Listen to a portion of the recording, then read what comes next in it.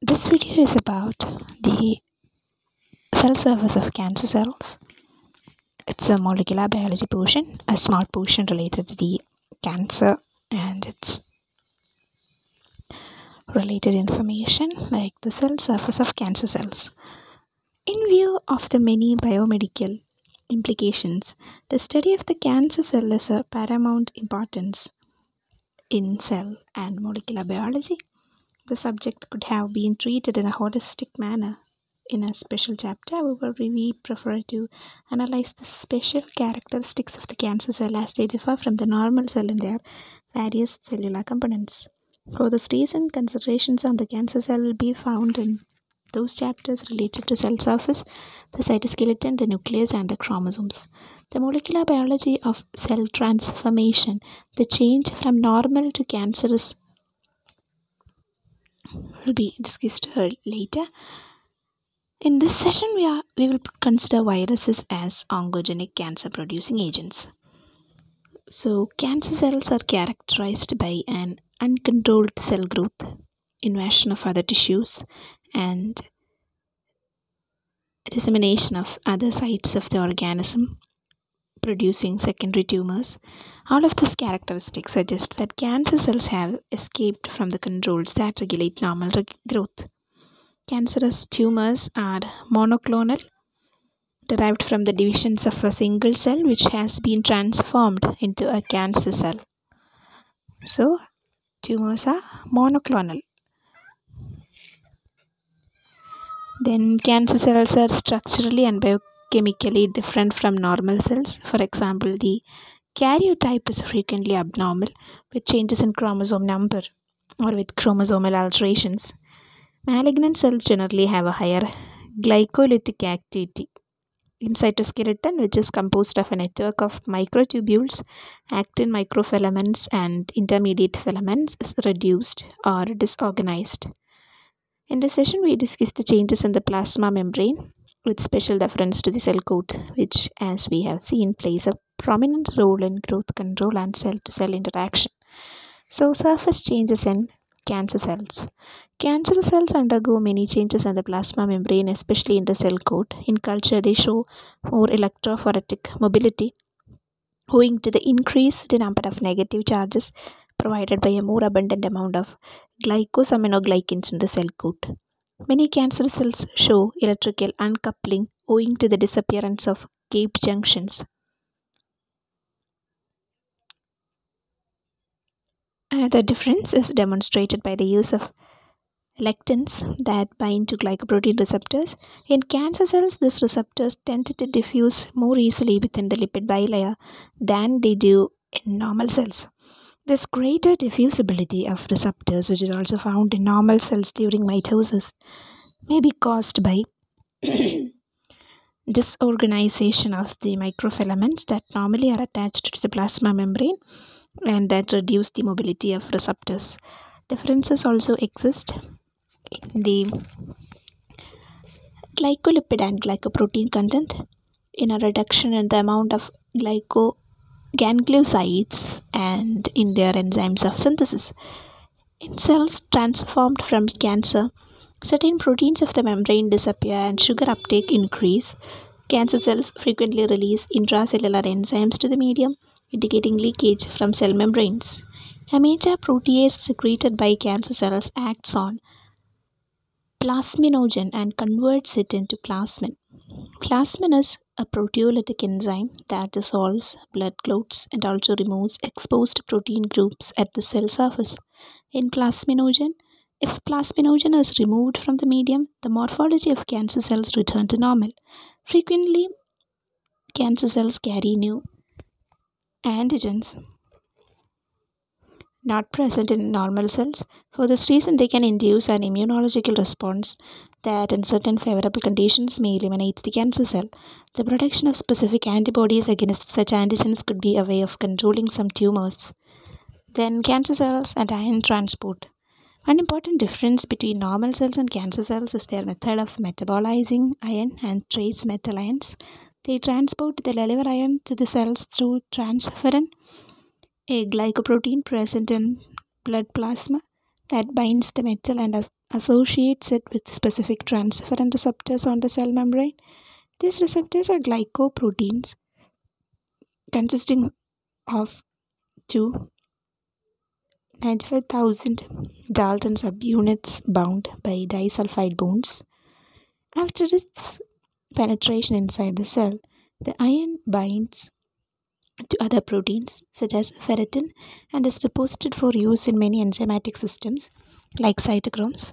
Transferrin is essential to the growth of normal cells in cultures and should be present in the media to maintain the cell cycle. Normal cells probably adapted to iron deprivation by changing the transferrin binding capacity. Some cancerous cells, however, may adapt by an alternate mechanism. It has been found that cells transformed by the oncogenic virus secrete a low molecular weight agent, the so-called siderophore-like growth factor, siderophore-like growth factor, which has a high capacity for binding iron, acts as a chelating agent and transporting it against the cell, acts as an ionophore or channel. There are differences in metal ion transport between the normal cell and the transformed cell. Metal ions such as iron and gallium play a role in the regulatory growth mechanisms which activate the cell division program. In a normal cell, receptors for the transferrin metal complex are synthesized and integrated into the membrane. In a transformed cell, siderophore growth factors are delivered to the medium where they bind the metal, competing with transferrin. The siderophore metal complex is then transported inside the cell. By this alternate mechanism, cancer cells may decrease their dependence from transferrin and compete with normal cells for essential metal ions. Next, fibronectin and the cancer cells. One of the major chemical components of cell coat is fibronectin, a high molecular weight glycoprotein which can be isolated from normal cultured fibroblasts by mild procedures such as washing with a solution of urea. Together with other glycoproteins, fibronectin is found in the footprints that a moving culture cell leaves on the substratum with which it comes in contact, or a glass surface. Fibronectin occurs widely in connective tissues, among others, and it is thought to have a role of determining the distribution of cells within both embryonic and adult tissues. The presence of fibronectin increases cell adhesion to the substratum and to other cells that influence the morphology of the cell as well as inducing locomotion and migration. Fibronectin, originally called LETS, large external transformation sensitive protein. Large external transformation sensitive protein is absent or drastically reduced in cultured cells undergoing cancerous transformation. It is conceivable that the reduction of fibronectin together with the uncoupling phenomenon mentioned above could have adverse effects on the social behavior of transformed cells. This change may explain the tendency of cancer cells to break off connections with other cells, to invade tissues locally, and to undergo metastasis or to invade distant tissues through lymph and blood vessels. It has been observed that the addition of fibronectin to cultured transformed cells produce changes in their behavior, causing them to acquire a more normal appearance. For example, they attach more readily to the substrate, adopt a more flattened morphology, and tend to align with one another in a monolayer. The cytoskeleton of a transformed cell also becomes more organized under the influence of fibronectin. Next, loss of control of growth in cancer cells. The previously mentioned changes in the cell surface of cancer cells are reflected in their behavior in culture. Normal cells growing in tissue culture tend to establish cell contacts by adhesion to neighboring cells. At the points of adhesion, some kind of electron-dense plaque is formed in both contacting cells. At the same time, there is a slowing down of the amoeboid process, which results in contact inhibition of movement. In contrast, cancer cells are unable to form adhesive junctions and do not show this type of contact inhibition. Such cells tend to have more blebs on the cell surface than normal cells. This difference is very clearly visible with the use of scanning electron micrograph. Experimentally, when normal cells have become completely surrounded by other cells, their motility stops and they form a monolayer. At the same time, there is inhibition of growth and the number of cells in the dish remains practically constant. On the other hand, cancer cells continue to multiply and pile up, forming irregular masses several layers deep. The loss of contact inhibition is easily observed in normal cultured cells that have been transformed by oncogenic or cancer inducing viruses. Normal cells undergo a limited number of divisions, between 50 and 100 for human fibroblasts in cultures that are repeatedly subcultured. Thereafter, the cell ages and dies. Malignant cells, however, are potentially immortal and continue to divide indefinitely.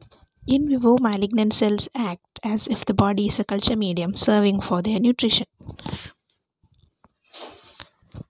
The growth in a normal cell culture is influenced by the action of different growth factors present in the surrounding fluid and by their interaction with the cell surface. In normal cultures, it is possible that growth factors become less available because of the packing of cells and the tendency of mitosis to stop. Transformed or malignant cells apparently escape from the inhibition control because they are less dependent on these external growth factors. That uncontrolled growth is the main characteristic of a cancer cell can be illustrated by the following. If a large portion of a liver of a rat is removed, the portion that has remained regenerate. This occurs rapidly at first, growing more quickly than any malignant growth, but then it slows down. After a week, the liver has regenerated and its cell divisions are as few as in the normal organ. In a liver tumor, haptoma, however, the growth is slower than that occurs in regeneration, but it continues indefinitely because the regulation of cell proliferation has been lost. Next topic is viruses as oncogenic agents.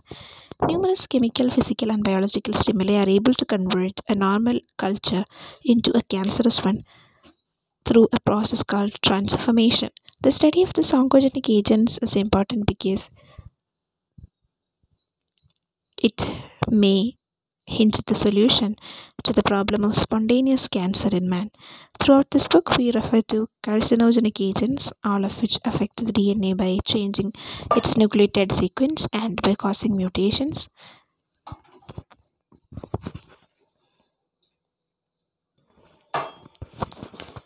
Ionizing radiations, many alkylating drugs, and polycyclic aromatic hydrocarbons are carcinogenic. In this section, we refer to biological oncogenic mechanisms, one produced by certain viruses that can cause the carcinogenic transformation of normal cells in cultures. In 1910, Peyton Rose demonstrated that the sarcoma of the chick could be reproduced by inoculating a cell-free extract.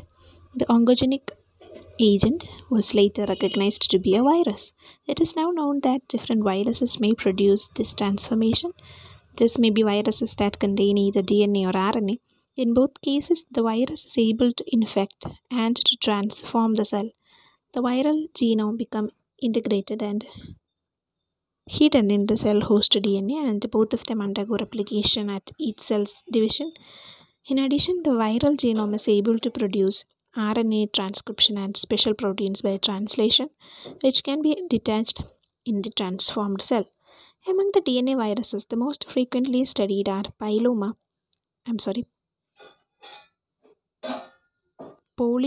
and simian virus 14.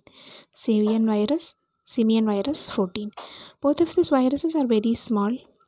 The icosahedral shape, 20 surfaces, and about 45 nm in diameter.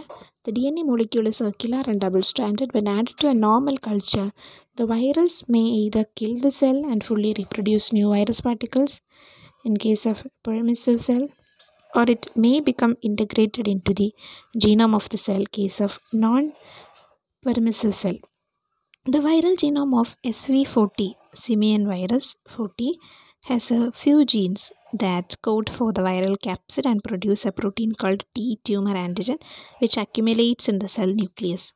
This protein T appears to be responsible for the transformation in the transformed cell. Only the genes producing the T antigen are expressed and the viral capsid is not produced. Other oncogenic viruses are the adenoviruses and the Epstein-Barr virus, which produces infectious mononucleosis and is thought to be involved in the human cancer called Burkitt lymphoma, which is endemic in Africa. Burkitt lymphoma. This transformation occurs only in susceptible people having a specific genetic background. Viruses that contain RNA belong to the so-called retrovirus, which have a single RNA chain. These viruses have an inner core of RNA with a few proteins. This inner core is surrounded by a cell and by an outer envelope, which is provided by the plasma membrane of the host cell. RNA viruses are natural agents in animal tumors, especially in rodents. There is indication that the virus can infect the egg and thus pass from one generation to another. This may also pass to the offspring through the mother's milk. RNA viruses have been implicated in human malignancies, especially in breast cancer. In leukemias, the affected cells may contain viral information. In the case of RNA virus, the single RNA genome serves as a template for the production of a complementary DNA molecule by reverse transcriptase. Then a double-stranded DNA of the viral genome is produced, which becomes integrated in the host DNA. The use of oncogenic viruses in cancer research is of fundamental importance in understanding the molecular biology of cancer. Understanding that is prerequisite to definite process of its treatment. Then let's have a summary about this topic. Cell surface in cancer cells. Cancer cells are characterized by uncontrolled growth, invasion, and dissemination or metastasis. In a tumor cell, all cancer cells are monoclonal. They may show changes in karyotype, increased glycolysis, and disorganization of cytoskeleton. In cancer cells, there are many changes in the cell membrane and cell coat, such as the disappearance of cape junctions, loss of coupling, changes in glycolipids and glycoproteins, and a reduction of gangliosides. There is also more mobility of surface receptors, increased transport of sugars, and growth of new antigens. While in normal cells, the transport of iron and trace metal ions involve transferrin and transferrin receptors. In transformed cells, there is an alternative mechanism. Transformed cells secrete siderophore-like growth factors, chelating agents that trap the metal ions, which complete the transferrin and transport the iron inside the cell. In the cell coat, fibronectin, a large glycoprotein found in footprints of moving cultured cells, is reduced in cancer cells. A major characteristic of cancer cells is the combined loss of contact inhibition, motility, and growth control, which is characteristic of normal cells in culture.